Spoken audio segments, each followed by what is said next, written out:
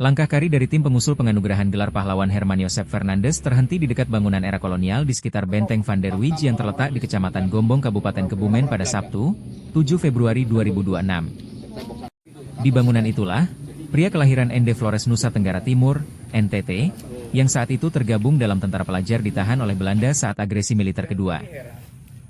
Tim dengan saksama mendengarkan cerita dari Ketua Tunas Patria Putra-Putri Tentara Pelajar Kabupaten Kebumen, Bambang Priambodo, yang menceritakan sejarah markas CPM itu dulu. Saudara dari Herman Josep Fernandes, Grace Yahan Enjo bersama tim terus menggali jejak-jejak sejarah perjuangan selama Herman berjuang bersama tentara pelajar menghalau pasukan Belanda. Setelah Palagan Sido Bunder, Herman ditahan oleh Belanda karena didakwa menembak perwira Belanda. Grace tertegun dan haru melihat bekas bangunan yang dulunya menjadi lokasi pamannya ditahan oleh Belanda. Dia menyampaikan, lokasi ini memang tidak pernah disebut dalam sejarah perjuangan pamannya di era kemerdekaan. Ya, itu semakin memperkuat kami untuk kami terus berjuang untuk usulan kami ini untuk Pak Herman.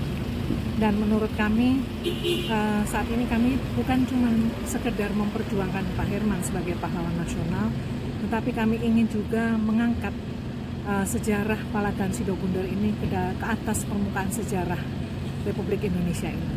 Semoga dengan perjalanan ini, dengan nanti diangkatnya Pak Herman menjadi pahlawan nasional, secara otomatis Palagan Sido Bunder itu pun terangkat ke atas permukaan sejarah Republik Indonesia ini. Ini sebenarnya seperti apa, Bu, untuk pengusulannya sejauh ini? Prosesnya sebenarnya tahun kemarin kami sudah masuk ke Kementerian Sosial untuk mendapat kajian lebih dalam.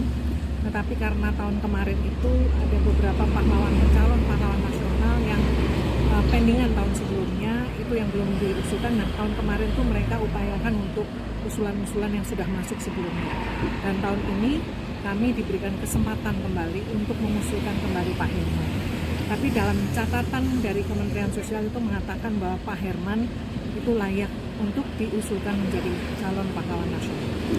Untuk napak tilas ini bagian dari kajian atau seperti apa? Napak tilas ini sebenarnya adalah semacam validasi lapangan, di mana kami juga sudah menggagas penulisan biografi maupun naskah akademik beliau.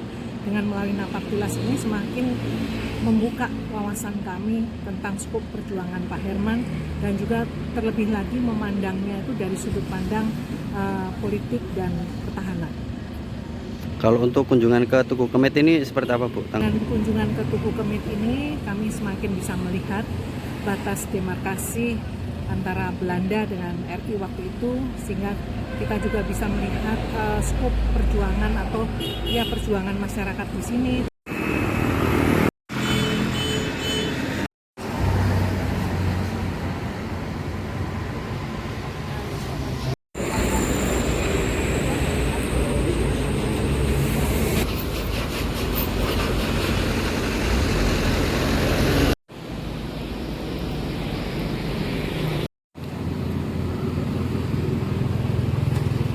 Nama lengkap, Mas? Nama saya Sugio, kalau nama resmi, tapi nama familiarnya sebenarnya Sirip. Jadi kenal lebih ke Sirip aja. Apa? Ya sebenarnya Tugu Kemit sebenarnya lebih berawal dari suatu perjanjian Renville.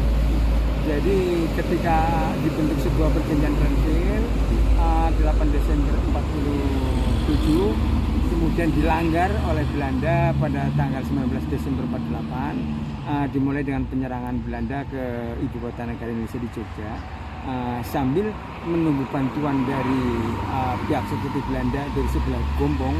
Akhirnya bangsa atau warga Kebumen yang khususnya ada di Kemit bersama pasukan Sunda bisa untuk